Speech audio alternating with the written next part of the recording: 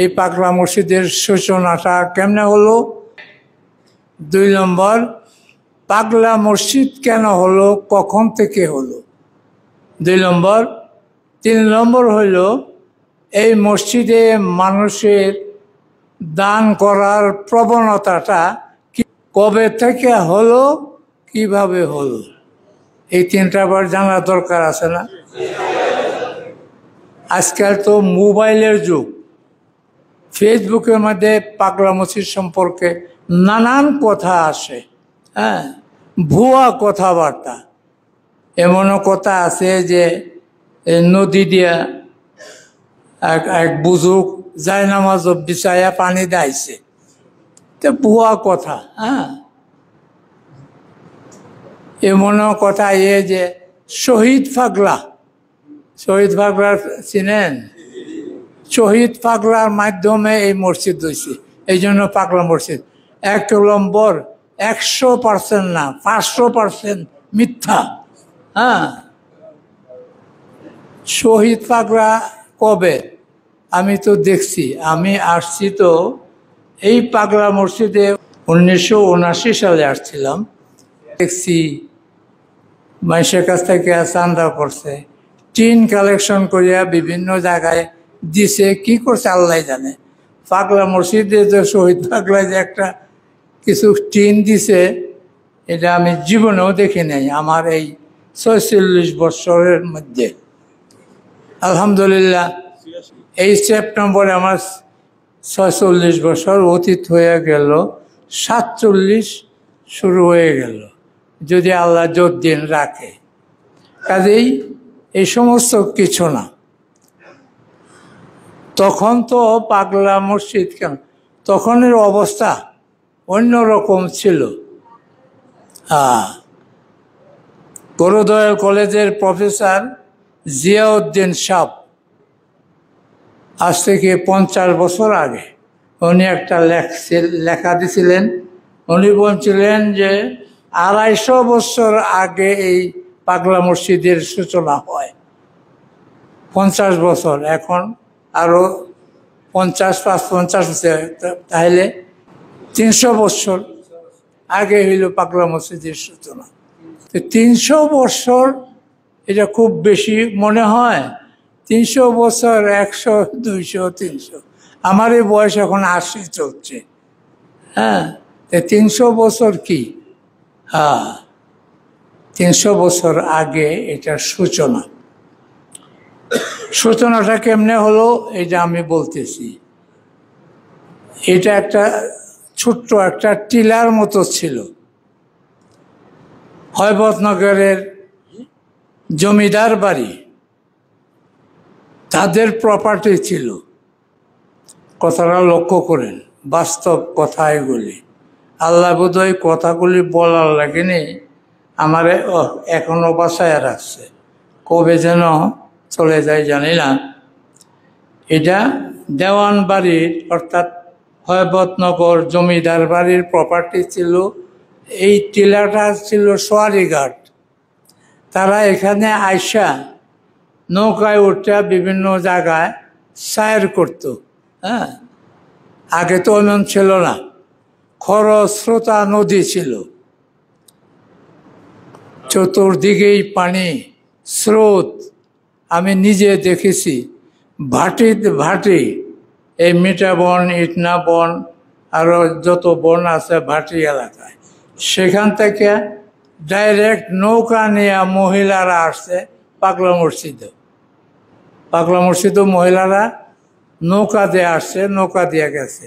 এখন তো পানি নাই। সে যাই হোক,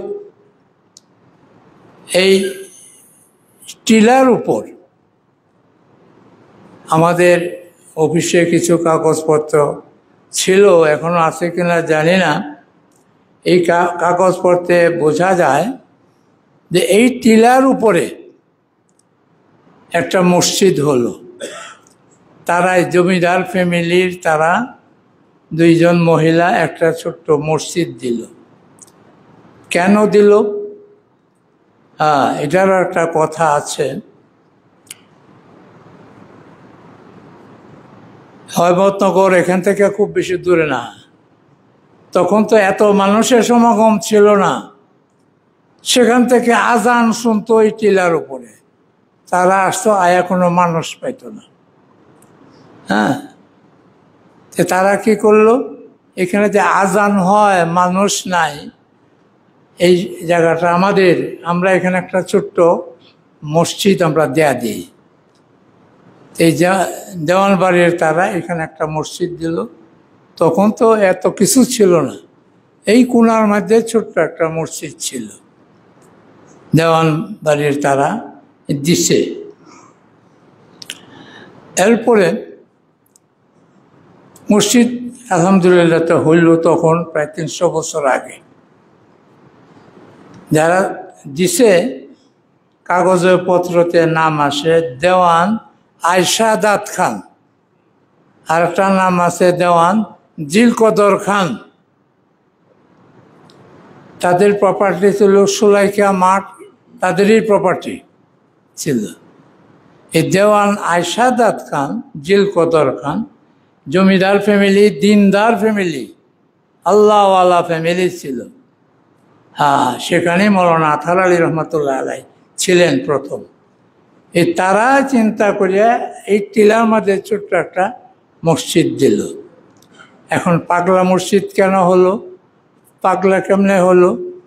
এই দেওয়ান আয়শাদাত খান, দেওয়ান জিলকদর খান, এই দুই মহিলা, তাদেরকে সাধারণ মানুষ পাগলা বিবি ডাকত। কেন ডাকত? এরা আচার আচরণ আল্লাহওয়ালা ছিল, হ্যাঁ, এই কারণে সাধারণ মানুষ তো পাগলা বিবি। দেওয়ান আয়শাদাত খান, দেওয়ান জিলকদর খান, তারা পাগলা বিবি বলতো, তারাই এই মসজিদ দিছে।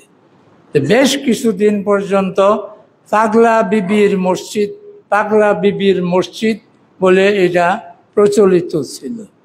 আর কত পাগলা বিবির বলবে, শেষ পর্যন্ত বিবির আউট হয়ে গেছে গা, শুধু পাগলা মসজিদ, পাগলা মসজিদ। কথাটা বুঝছেন পাগলা মসজিদটা কেমনে হলো? এই দুই মহিলা পাগলা বিবি বলতো, পাগলা বিবির মসজিদ, আর পাগলা বিবির আর কয় না, পাগলা মসজিদ, পাগলা মসজিদ, এই চললো। হ্যাঁ, এটা স্বাভাবিক। আমি তো 46 বছর যাবৎ আছি, আমার বন্ধু বান্ধব নাই, সবাই চলে গেছে, 1-2 জন আছে। আমারে পাগলা ইমাম বলতো, আমার ছাত্ররা পাগলা হুজুর বলতো। আসলে পাগলা মসজিদের ইমাম, পাগলা মসজিদের হুজুরের এটা দাও সেটা দাও ছাত্ররা, কিন্তু এত লম্বা কথা আর থাকলো না, সিধা পাগলা হুজুর, পাগলা ইমাম। আমিও মান্না নেছি। আল্লাহ যদি আমারে সত্যিকার পাগলের মাফ করে দেয়, আমার যদি সেই মাফের ফালা তাল্লায় ফালায় দেয়, কোনো আপত্তি নাই। এই পাগলা বিবির মসজিদ এইভাবেই পাগলা হলো।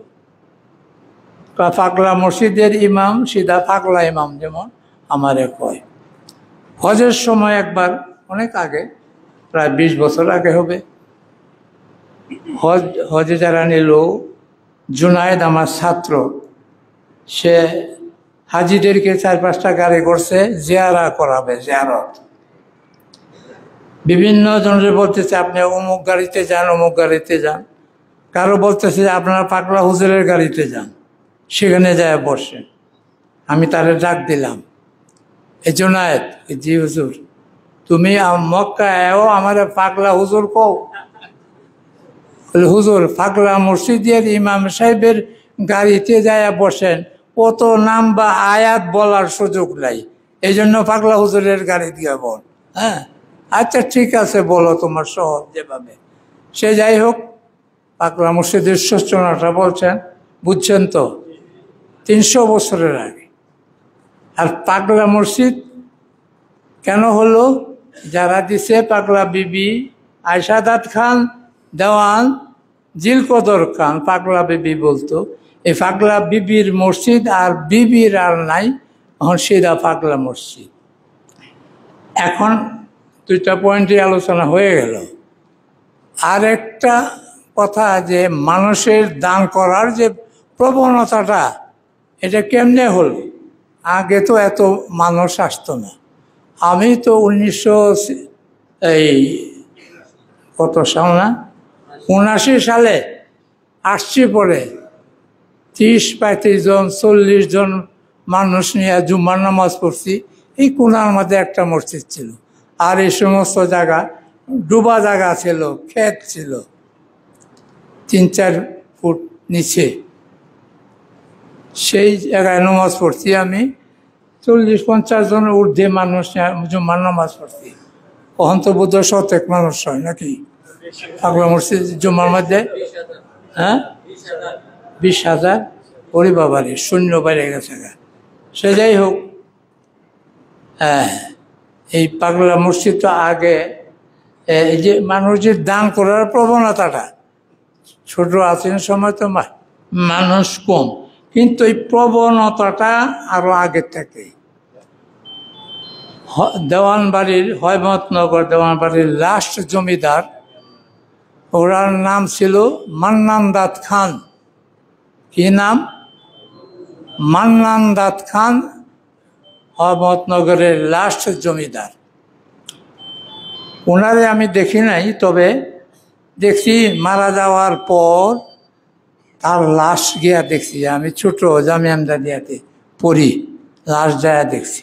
এরপরেও সায়েরা মিয়া আরেকজন ছিল, সে আমার বাসা পর্যন্ত আসছে, সায়েরা মিয়া।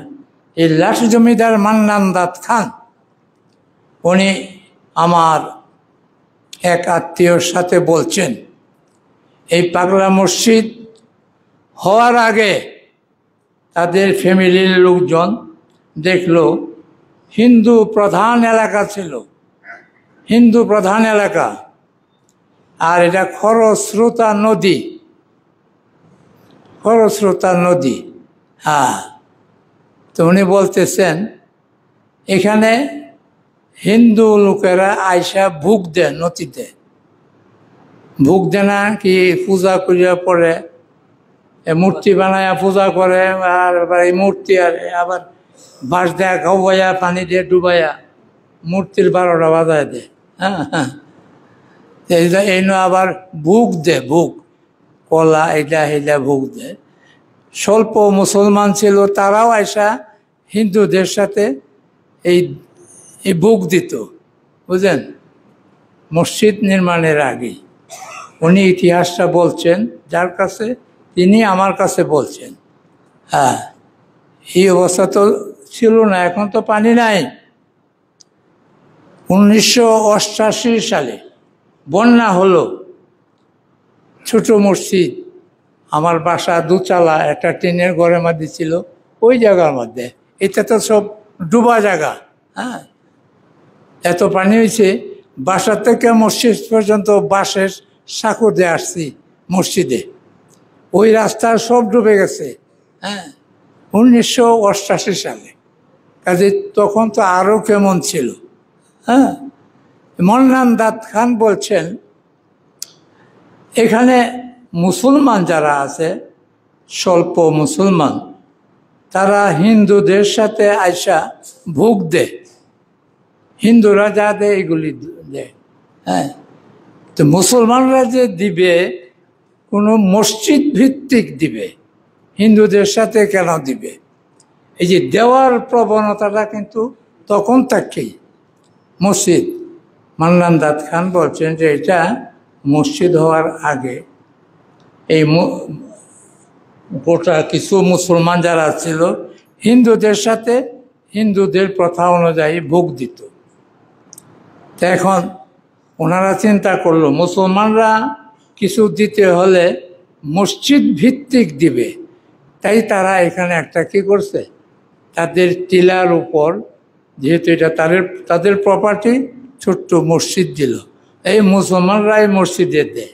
এই যে দেওয়ার একটা প্রবণতা শুরু হলো, এটা এখনো আছে, এখনো আছে, আমি দেখেছি এখনো আছে মানুষদের, কারো ফলে আর কারো না ফলে।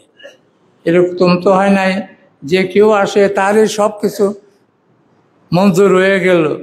হ্যাঁ, পৃথিবীর, আমি আরো বলছি, এই মাসের কত তারিখ একটা নিয়েছিলাম, সেপ্টেম্বরের 2 তারিখ আমার কিছু কথা নিয়ে মোবাইলে ছেড়ে দিছে। এ পর্যন্ত কত লাখ মানুষ শেয়ার করছে? 8,81,000 মানুষ এ পর্যন্ত দেখছে। বাস্তব কথাটা, বই যদি আমি বানাইতাম, ছাপাইতাম, এটা কয়জনে পড়লো? ওখানে একটা সুযোগ আছে। এখন তো আরো ধরেন 15-20 হাজার মানুষের কাছে বলতেছি। হ্যাঁ, তো এই প্রবণতা, এই যে মসজিদে দেওয়ার যে একটা প্রবণতা, এটা তখন থেকেই ছিল, ক্রমে ক্রমে বাড়তে বাড়তে এখন তো হাজার হাজার না, লক্ষ লক্ষ না, কোটি কোটি টাকা এই মসজিদে আসে, তাই না? কাজেই এই মসজিদে সম্পর্কে 3টা কথা, বাস্তব কথা বললাম। সূচনা, পাগলা মসজিদ কেন, এবং পাগলা মসজিদে দেওয়ার প্রবণতাটা তখন থেকেই এটা আরম্ভ হয়েছে, এখনো ক্রমে ক্রমে বাড়ছে। বিশেষভাবে যখন করোনা আসলো, করোনার পরে মিডিয়া, সাংবাদিকরা এটা আরো এই প্রচার করে করে এটা আরো বাড়াইছে। এখন মানুষ পাগলা মসজিদের দিকে আসে। নতুবা হাদিসের ভাষা অনুযায়ী মক্কার কাবা শরীফে যে হারাম শরীফ বলে, মদিনার হারাম শরীফ, বাইতুল মুকাদ্দাস, মসজিদে আকসা, ফিলিস্তিনের এই মসজিদে আকসা অনেক শতাধিক নবীর এলাকা ছিল সেই মসজিদে আকসা। আর মদিনার 2টা মসজিদ, মসজিদে কুবা এবং মসজিদে কিবলাতাইন, হাদিসে আছে যে মসজিদের 2 রাকাত নামাজ পড়লে উমরার সওয়াব হয়। এই কয়টা মসজিদ ছাড়া মক্কা আরো মসজিদ আছে না, মদিনা শতাধিক মসজিদ আছে। আকাশচুম্বী মসজিদ হোক আর টিনের ঘর, সোনের ঘরের মসজিদ হোক, মর্যাদা একই। এটা হইল বাস্তব কথা। হ্যাঁ, এখন পাগলা মসজিদে কেন মানুষ এত আসে, এটা আল্লাহ রাব্বুল আলামিন জানেন, আমি তো জানি না। আল্লাহ রাব্বুল আলামিন জানেন কেন। এটা আমি তো সূচনা থেকেই বললাম, মানুষের দেওয়ার প্রবণতাটা বাড়তে বাড়তে পাগলা মসজিদ সম্পর্কে এরকম হলো। আচ্ছা, এই ব্যাপারে আর আমি আর কথা বলতেছি না। আর পাগলা মসজিদে এখন খুব লোকের সগমন হয়, আসে লোক, কয়েক হাজার, আমার বিশ্বাস কয়েক হাজার মহিলাই আসে। আর পুরুষ যারা আছে তা আপনারা দেখতেই আছেন। সমস্যা হইল মহিলা কয়েক হাজার। আমি আজকে জিজ্ঞাসা করলাম তাদের বাথরুম কয়টা, বলে 5টা। কয়েক হাজার মহিলার জন্য 5টা বাথরুম, এটা সম্ভব? ওজোখানা আর পুরুষদের জন্য আছে না কয়টা, এনে মানুষ যাইতেও পারে না। কাজে পুরুষদের জন্য স্বল্প বাথরুমের ব্যবস্থা, মহিলাদের জন্য তো একেবারেই পর্যাপ্ত নয়। এখন এগুলি তো হইতেছে না। পাগলা মসজিদের টাকা তো ধরেন ব্যাংক বোধ টাকা দিতে পারে না, কিন্তু সমস্যার সমাধান হচ্ছে না। একটা বলে না, ধরো করো, না পারলে ছাড়ো। ধরো করো, না পারলে ছাড়ো। আমরা কোনোটাই করতাম পারি রাজি না, ধরতামও না, করতামও না, পারিও না, ছাড়তামও না। এটা কি উচিত হবে? হ্যাঁ, কাজে আপনাদের কাছে আমি দোয়া চাই, পাগলা মসজিদের জন্য যেন পর্যাপ্ত কিছু কাজের ব্যবস্থা হয়ে যায়। সামর্থ্য আছে, করলেই হলো। আর নাইলে যে ধরো করো, না পারলে ছাড়ো, এই পথ ধরতে হবে। বাস্তব কথা যেটা, সে যাই হোক, আর দীর্ঘ আলোচনা করতে পারতেছি না। হ্যাঁ,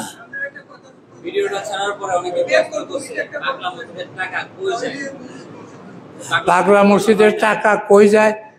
আমাদের মসজিদ কমিটির সভাপতিকে জিজ্ঞাসা করো। কোথায় যায় না, সব ব্যাংকে জমা হইতাছে। কোথায় যায় না, কিছু করা হয় না কেন? এই যে মসজিদ কমিটির সভাপতি আছে, তাদেরকে জিজ্ঞাসা করেন। আমি বললে তারা তো গুসা হইতারে, গুসা করে লাভ নাই।